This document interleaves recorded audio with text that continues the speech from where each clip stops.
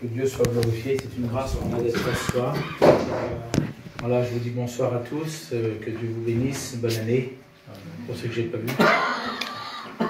Le 1er janvier, je ne sais pas ça vaut ce que ça vaut, hein, mais le 1er janvier au soir, il était peut-être minuit, j'avais 42 fièvres, je suis en train de mourir dans le lit. Et je recevais un message, ding, bonne année. Je dis, ça c'est pas un prophète. Ding, bonne année, lui non plus c'est pas un prophète. Ça vaut ce que ça vaut quand c'est nous qui la souhaitent, mais quand c'est Jésus, c'est mieux. Amen. Amen. Ce serait bien de démarrer l'année avec Jésus pour ceux qui ne l'ont pas fait. Je regardais la parole de Dieu cet après-midi. Voilà, je me disais, c'est une petite réunion de prière. Et puis, quand j'étais sur ma chaise, voilà, je pense qu'une âme, c'est important. Et c'est important qu'on prêche de l'évangélisation. Gloire à Dieu. Devant Dieu, c'est important parce que les temps sont courts. Et c'est vrai, ce que notre ancien disait, je ne comprends pas qu'on participe aux réunions et qu'on ne prend pas de décision. La vie, c'est dangereux. C'est grave. Bien souvent, quand on prêche l'évangile, moi j'ai ce sentiment-là, des fois, de faire la morale à quelqu'un, mais on n'est pas là pour vous faire la morale. Parce qu'on répète toujours les mêmes choses. Alors, c'est à croire qu'il y a des personnes qui sont plus âgées que moi. Je ne fais pas la morale ce soir. Je prêche la Bible, alléluia. Amen. La parole de Dieu. Alléluia. Amen. Et c'est elle qui sauve. Gloire à Dieu. Il n'y a pas besoin d'être un théologien, il n'y a pas besoin de tout connaître. Il faut juste écouter, que tu ouvres ton cœur, que tu comprennes que tu as besoin de Jésus et le Saint-Esprit va faire le reste ce soir. Gloire à C'est Dieu. ça une réunion bénie, en vrai. Amen. Une réunion bénie, c'est pas qu'on trouve des points bizarres ou des... On est content quand c'est les gens qui prêchent, on dit il va nous sortir quelque chose qu'on n'a jamais écouté. Bah, le petit message ce soir, vous l'avez écouté plein de fois. Parce que c'est la même Bible que mes frères. Amen. Mais c'est des histoires qui sauvent, alléluia, Gloire parce à que j'ai Dieu. vécu. Alors, je lis un passage dans la parole de Dieu, après on dira à notre ancien de prier le Seigneur. Je brosse la lecture parce qu'elle est longue, mais je la lis parce que c'est important, c'est la Bible. Amen. 2 Rois, chapitre 5. Naaman, chef de l'armée du roi de Syrie, et jouissait de la faveur de son maître, est une grande considération. Car c'était par lui que l'Éternel avait délivré les Syriens. Mais cet homme, fort et vaillant, était lépreux. Or, les Syriens étaient sortis par troupes et ils avaient emmené captif une petite fille du pays d'Israël qui était au service de la femme de Naaman. Et elle dit à sa maîtresse, « Oh, si mon Seigneur était auprès du prophète qui est à Samarie, le prophète le guérirait de sa lèpre. » Alors écoutez, Naaman va écouter la petite fille, je passe, il va partir. Verset 9, Naaman vient avec ses chevaux et son char.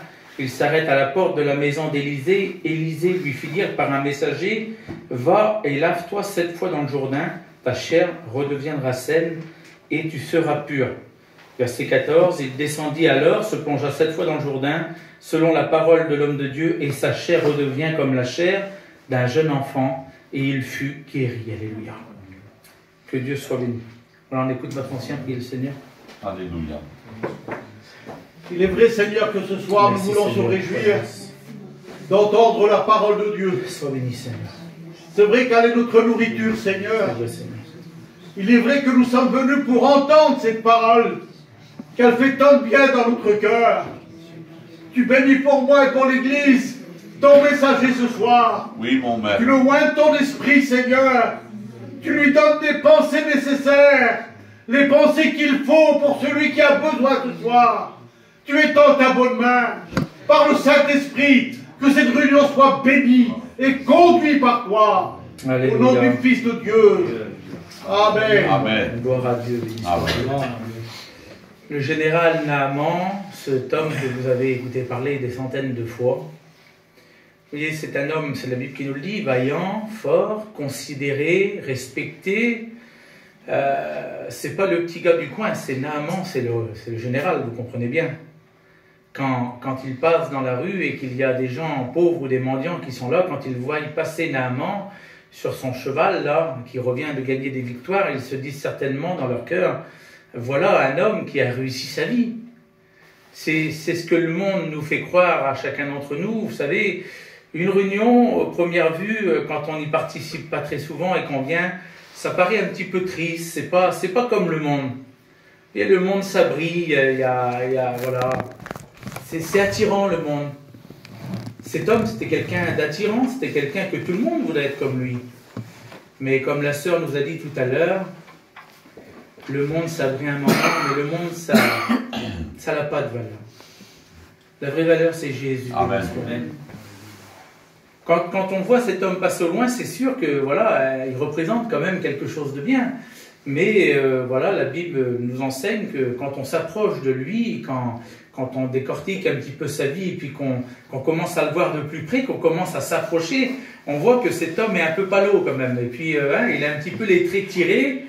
C'est un peu bizarre, hein. Bon, voilà, personne n'ose poser la question, c'est un général qui est là. Et pourtant, quand cet homme arrive chez lui, écoutez, il est en train de vivre un drame. Vous savez, dans le monde, quand on regarde, les gens s'amusent, les gens travaillent, les gens s'achètent des choses, puis quand on les regarde, on ne fait pas beaucoup de différence. Vous savez, on dit, voilà, c'est un homme qui est gentil, il est vaillant, c'est le premier à nous dépanner, il est bien. Mais vous savez, il ne nous regarde pas les cœurs, mais Jésus regarde, alléluia. Et quand Jésus s'approche des vies, écoutez, il y a des drames qui se vivent. Des drames qui se vivent dans le cœur de l'homme que la femme ne sait pas, que les enfants ne savent pas, mais que le Saint-Esprit connaît, alléluia. Alléluia. C'est le seul qui peut te connaître comme ça. Lui, quand il s'approche, il voit tout de suite où ça ne va pas. Et puis cet homme, quand on regarde de plus près, on s'aperçoit que c'est un drame qu'il est en train de vivre parce qu'il y a une maladie qui s'est attachée à lui, et la maladie s'appelle la lèpre, et ça nous représente le péché dans la parole de Dieu. Lui qui était vu comme un homme terrible, lui qui était un libérateur pour certaines personnes, lui, on voulait ressembler tous à Naaman, et bien cet homme vivait une catastrophe. J'aimerais que vous imaginez juste quelques secondes. C'est un général de guerre. Certainement qu'il y a des officiers ou des gens qui s'approchent de lui en disant « Naaman, je crois que tu as des projets quand même, hein, pour nous. Tu as quelque chose en projet. Certainement qu'il devait répondre « Oui, bah oui, c'est le général, oui, mais dans son cœur, il y a la lèpre et des projets, il n'y en a pas pour lui. Il sait très bien que cette maladie va l'amener à la mort. Alors les gens vont s'approcher, puis ils vont commencer à lui dire « Oui, mais général Naaman, comprends bien, tu as un avenir pour le peuple. Tu as quelque chose de prévu, tu as quelque chose de cadré. Alors devant les autres, bien sûr que oui, mais oui, je suis le général. Comprenez bien que j'ai un avenir, j'ai des projets pour nous, pour notre peuple, oui. Oui, mais, parce qu'il y a toujours ce mais et il y a toujours cette lèpre qui est là. Sans Dieu, il n'y a pas d'avenir. Sans Dieu, il n'y a pas d'espérance. Sans Dieu, il n'y a pas de projet. Quel projet voulez-vous faire si Dieu reviendrait chercher son église demain? Sans Dieu, il n'y a rien de tout ça. Il était vaillant, fort, respecté, mais il y avait toujours ce mais. Mais il était lépreux. Il y a des foyers, là, je voudrais être à droit dans mes mots ce soir, mais il y a des foyers où il y a beaucoup d'amour, mais parce qu'il y a le péché, il y a des séparations, il y a des querelles. Il y a des vies qui voudraient être transformées, délivrées. Écoutez, on ne le dit pas ouvertement, mais la petite passion qu'on pratique, on voudrait vraiment qu'elle parte. Quand les autres nous demandent autour de nous, tu voudrais pas être délivré de ça, mais non, mais au fond de nous, on voudrait tellement être délivré. Et notre vie tout seul, on ne pourra jamais la changer. Il faut qu'il y ait l'intervention de Dieu, alléluia. Il faut que Dieu s'en mêle dans cette histoire. Vous savez pourquoi? Parce que Jésus est venu pour une chose, pour détruire les œuvres du diable, alléluia. Dites pas Amen. Il est venu pour détruire le péché, Amen.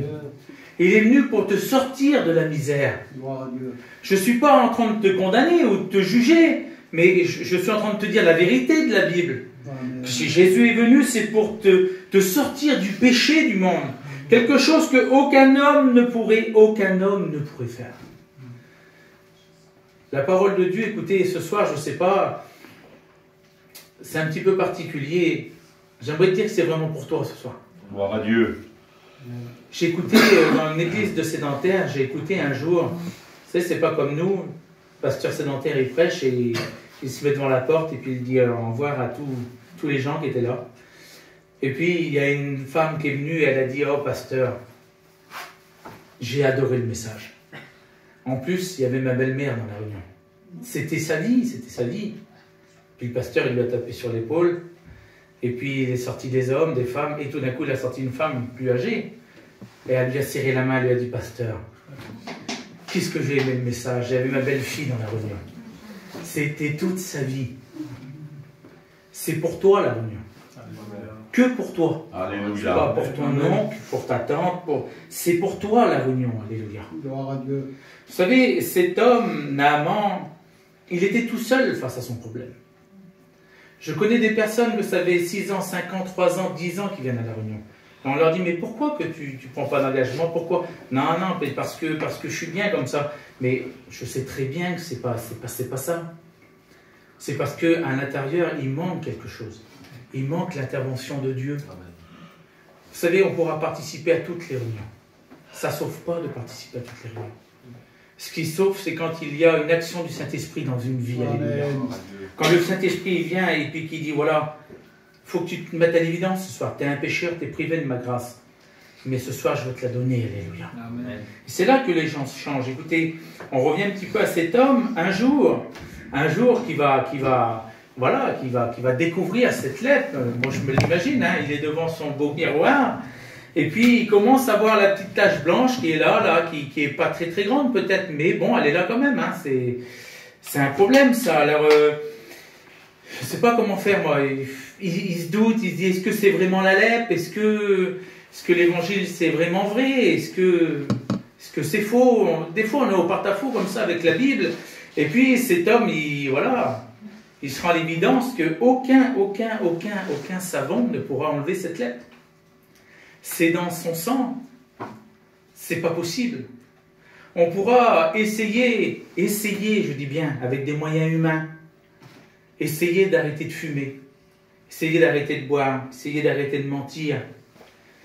Ça ne sauve pas. Ce qui sauve, c'est de faire la paix avec Jésus. Amen. Il faut mieux, écoutez, c'est bizarre ce que je vais dire, mais il faut mieux peut-être continuer à fumer et puis demander pardon à Dieu et puis que Dieu vienne nous bénir, que d'arrêter 7 ans de fumer si c'est pour pas faire la rencontre avec Jésus. Gloire à Dieu. Il y a que ça qui change un homme. Et imaginez-vous, à chaque fois que cet homme, avec ses beaux vêtements royaux, là, se découvre dans la glace, qu'il voit cette tache, moi je me mets à sa place. Voilà. À chaque fois que je passe devant la glace, je vois cette tache qui commence à grandir et à grandir. Moi j'ai peur. Bon, tout le monde me connaît, hein. J'ai un Michelet, j'ai peur des médecins, j'ai peur de tout. Moi je pense que la glace, ça irait 2 jours. Et devant Dieu, écoutez, je la jette. Je ne veux plus la voir. Je ne veux plus voir cette tache grandir parce que ça me fait peur. Et puis, on s'aperçoit dans nos réunions que bien souvent, parce que le livre de Jacques nous dit que la Bible, c'est un miroir, alléluia. C'est un vrai miroir, c'est pas un miroir flatteur, c'est pas un miroir qui déforme, c'est un miroir qui dit la vérité. Vous comprenez ça? Et puis, à la force, bien souvent, de venir à la réunion, mais qu'il n'y a pas une action du Saint-Esprit dans notre vie. Il n'y a que des paroles d'hommes qui nous disent qu'on est pécheurs et privés de la gloire de Dieu. Alors, à la force, on n'en veut plus et on dit, à la réunion, c'est pas pour moi. J'en ai marre, parce qu'à chaque coup que je vais à la réunion, je me sens condamné. Et bien sûr, parce que ça, écoutez, c'est le langage humain. Mais il y en a un ici qui ne te condamne pas du tout. Il t'aime, béni soit Dieu. Et lui, il veut te sauver. Il a tout mis en œuvre pour te sauver. Je sais pas quelle direction prend la réunion, mais j'aimerais te dire ça, moi. Écoutez, de plus venir à la réunion, ou de jeter le miroir, ça ne sauve personne.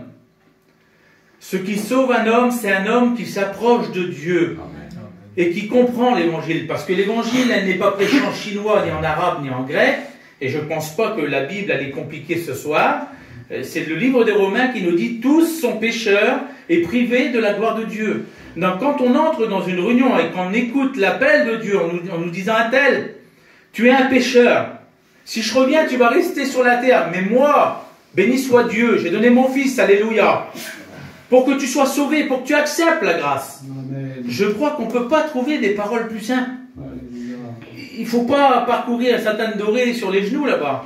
Il faut juste se placer devant lui. C'est la plus belle et la plus belle et la plus belle des invitations que tu feras à Dieu en te plaçant devant lui. Alléluia. Amen, amen. Que Dieu soit béni, glorifié. Alléluia. C'est bon de ne pas se mentir à soi-même. Si pour une fois dans ta vie, tu pourrais être vrai face à la Bible en disant « Seigneur, j'ai vraiment besoin de toi ». Il y a un homme, il y a 4-5 jours, écoutez, ça fait 5 ans qu'il vient à la réunion. C'est un homme âgé pourtant. Hein. Et il y a 4-5 jours, j'ai eu une conversation avec lui, et puis il m'a dit, j'ai dit, comment ça se fait que Voilà, parce que je le connais bien, j'ai dit, ça serait bien que tu reparles à un tel, et puis que tu arranges tes petites affaires avec un tel, et puis que tu te baptises. Ça fait 5 ans que tu viens à la réunion. Il a dit, ouais, mais lui, c'est même pas la peine, je peux pas le voir devant moi. Écoutez, il est plus fidèle que moi à la réunion. Et j'ai dit, tu vas faire comment là? Ben, il dit, je ferai comme plein de gens ont fait. Il dit, quand je me sentirai partir, je demanderai pardon à Dieu. Et puis, tu me feras un enterrement chrétien, il me dit. J'ai dit, si ça peut te consoler. J'ai dit, depuis le temps que tu écoutes la Bible, allez, je vais dire ça comme ça, je dis, dans 10 ans, tu tombes malade. Et puis à l'hôpital, tu me dis, voilà, je demande pardon pour tout ce que j'ai fait, tu pars. Je vais te faire le plus beau des enterrements chrétiens. Ça va se passer comment pour toi quand tu vas ouvrir tes yeux de l'autre côté? Est-ce que tu crois que ça va suffire? Puis il m'a regardé, j'ai dit, on va pas se mentir, tu as l'âge d'être mon père. Puis il s'est assis. Il m'a dit, pour lui, je ferai des efforts, mais l'autre, c'est compliqué. Ben, je commence par lui déjà. C'est déjà un bon point, alléluia. Amen. Oh, On ne se trompe pas nous-mêmes. Alléluia. On a une faculté de se tromper à nous-mêmes, écoutez, de vouloir tout cacher.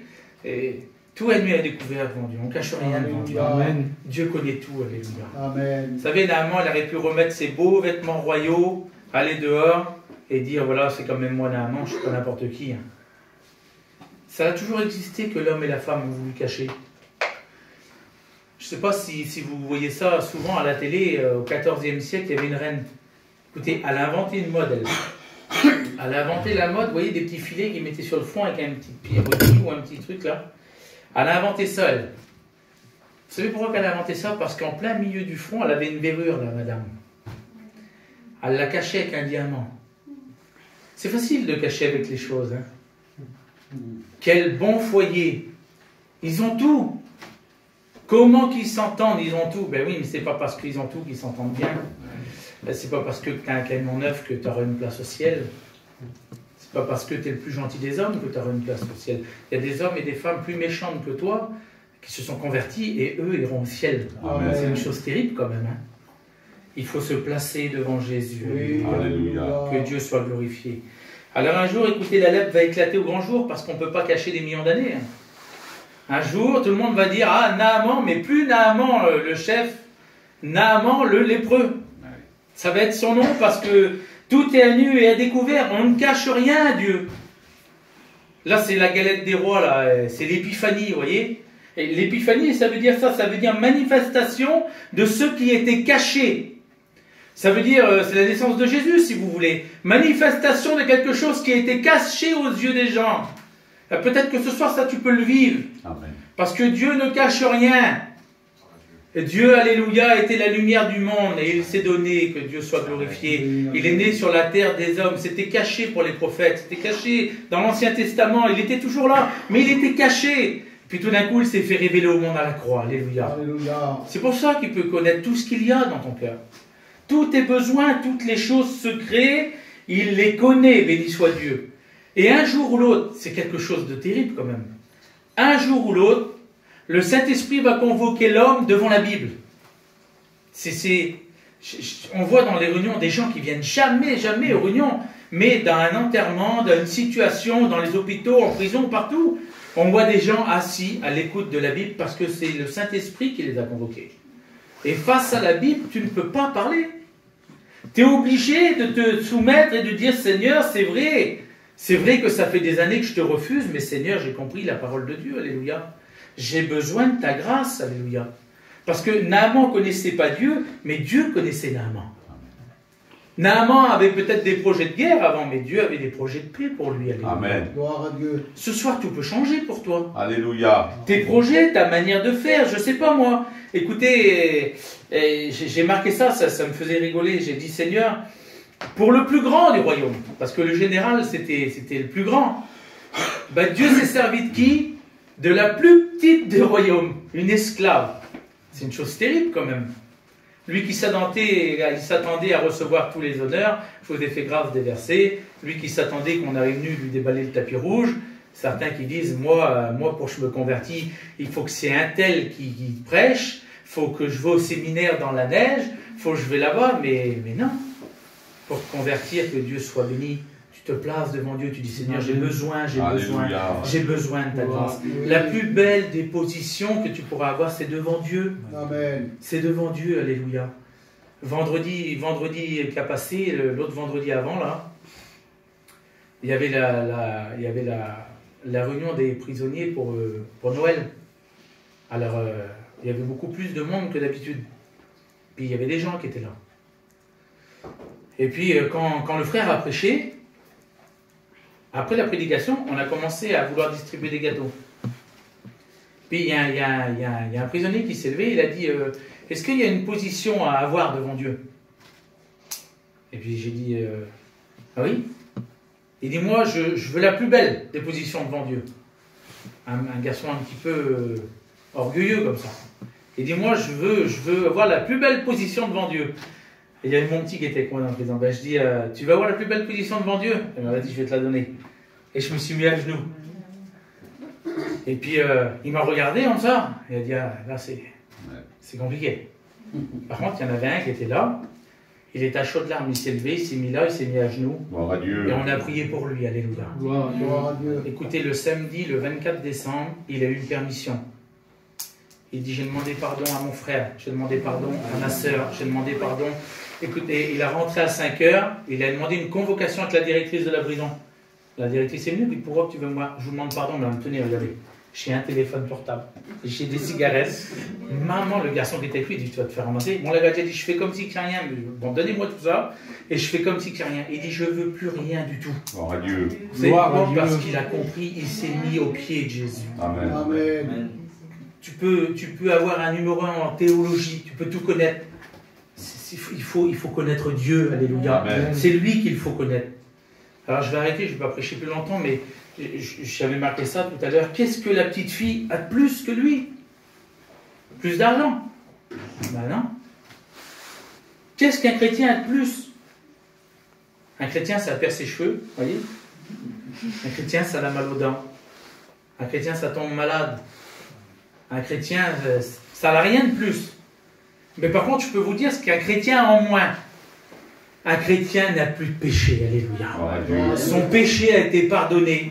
Et parce qu'il a moins de péché, alors dans sa vie, il a plus, alléluia. Amen. Il a tout, béni soit Dieu. Amen.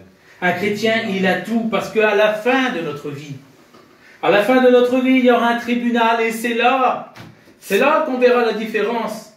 Ceux qui ont toujours eu plus. Monsieur Intel, à la barre, venez. Vous avez toujours eu plus de haine, plus d'orgueil, plus de jalousie, plus de méchanceté, plus de foi. Tu as refusé, mon fils, toujours plus. Et puis toi, tu es à côté, et dis-toi, tu as moins de péché, moins d'orgueil, moins d'humilité, moins de ci, moins. Alors pour toi, il n'y a maintenant aucune condamnation. Amen. Que Dieu soit béni. J'aimerais te faire comprendre devant Dieu, écoutez, l'ultime saint. Tu es condamnable. Nous, on ne veut pas une seconde de plus que tu restes condamnable. Devant Dieu, c'est comme si tu serais au tribunal et on sait que tu vas prendre perpète. On ne veut pas, nous. On veut te dire, fais attention et tourne-toi vers Jésus. Amen. La Bible dit que cet homme, voilà, je termine, cet homme, il va venir, et puis l'homme de Dieu va lui dire, il faut que tu te trempes 7 fois dans le Jourdain. Bon, il rechigne un petit peu, et puis il va le faire. Il va se tremper 7 fois dans le Jourdain. Et puis je regardais tout à l'heure sur ma chaise, je disais, Seigneur, pourquoi 7 fois? Ah, j'ai dit, ça serait bien si je trouverais quelque chose que tout le monde dirait, maman, il a été prendre ça où, lui? Pourquoi 7 fois? Ben, moi, j'ai trouvé, parce que moi, je suis simple. Hein. Parce que Dieu a dit 7 fois. C'est pour ça. C'est pas compliqué, la Bible. Hein. Pourquoi la prédication?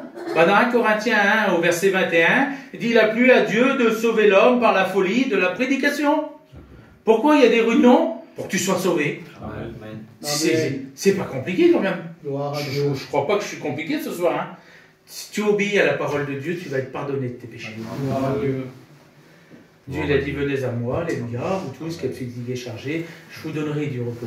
Je pense que ça fait assez longtemps que ça va durer. Je pense qu'il serait bon pour toi de fermer tes yeux. Amen. Voilà, je ne vais pas faire lever ta main, je ne te ferai pas lever et je ne te ferai pas mettre à genoux. On n'est pas là pour faire... on est là pour que tu comprennes la Bible. Amen. On est là juste pour laisser le temps au Saint-Esprit de te convaincre, parce que c'est lui qui convainc. Amen. Moi, je prêche juste, je ne suis pas en train de te chiner ce soir. Je te prêche juste la vérité de la Bible, tu es condamnable. Mais Jésus a donné son Fils, alléluia. En une seconde, tu peux être pardonné de tes péchés. On prie le Seigneur, alléluia. Alléluia. Que ton nom soit béni, glorifié, Seigneur. Gloire à Dieu. Je bénis ton